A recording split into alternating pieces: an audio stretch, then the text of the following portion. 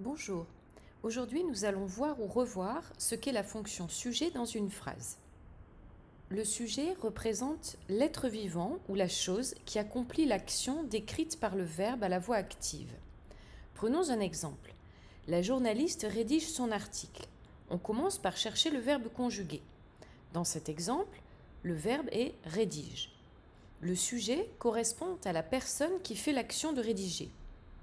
Pour le trouver, on peut poser la question « Qui est-ce qui rédige ?» La réponse, c'est la journaliste. C'est donc la journaliste le sujet du verbe rédiger. Le sujet peut aussi se trouver dans l'état indiqué par le verbe. Exemple, l'article est très intéressant. Le verbe est un verbe d'état. Le sujet est ce qui se trouve être très intéressant. Pour le trouver, on peut poser la question « Qui est-ce qui est intéressant ?» ou « Qu'est-ce qui est intéressant ?»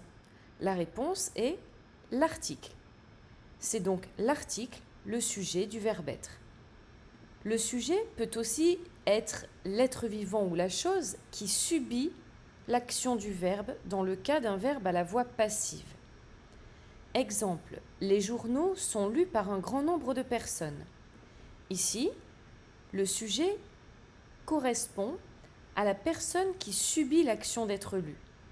Pour le trouver, on peut poser la question « Qui est-ce qui est lu ?»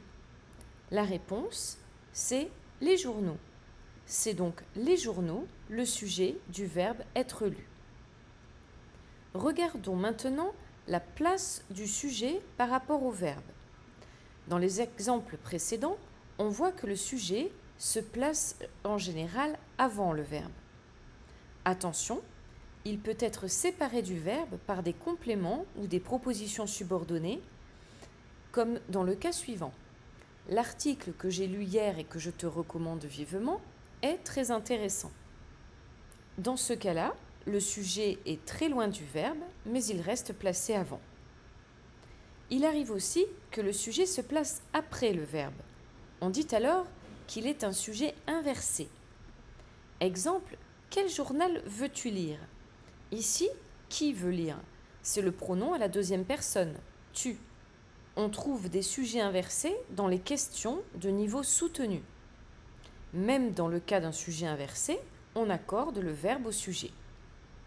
On peut aussi trouver un sujet inversé si la phrase commence par certains compléments de lieu ou de temps, ou dans d'autres cas encore. Exemple, de partout arrivaient des curieux qui lisaient les articles incroyables qu'éditait le journal. Ici, j'ai mis deux verbes de cette phrase en gras qui ont un sujet inversé. Arriver a pour sujet des curieux et éditer a pour sujet inversé le journal. Voyons maintenant quelles sont les différentes natures que peut avoir un sujet. Dans la première phrase, lire est une activité essentielle pour l'être humain. Le sujet du verbe être, c'est un verbe à l'infinitif, lire. Dans la deuxième phrase, lire des romans est très agréable. Lire des romans est un groupe infinitif, sujet de est. Dans l'exemple numéro 3, la lecture est bonne pour la santé. La lecture est sujet du verbe être et il s'agit, comme nature, d'un groupe nominal. Dans l'exemple suivant, Louis lit tous les livres de sa bibliothèque. Le verbe lire a pour sujet Louis et la nature de Louis, c'est nom propre. Et enfin, dans la phrase « Il va à la bibliothèque tous les samedis », le sujet du verbe aller, c'est « il » qui est un pronom personnel. En résumé, le sujet, c'est celui qui fait l'action à la voix active ou qui est dans l'état indiqué par le verbe toujours à la voix active ou encore celui qui subit l'action à la voix passive. Le sujet se place le plus souvent avant le verbe, mais il peut en être éloigné et peut même être inversé. Et enfin, la nature du sujet est généralement un nom ou un groupe nominal, un verbe à l'infinitif ou un pronom. Voilà, notre petite vidéo est terminée. J'espère que je vous aurai aidé à comprendre la fonction sujet.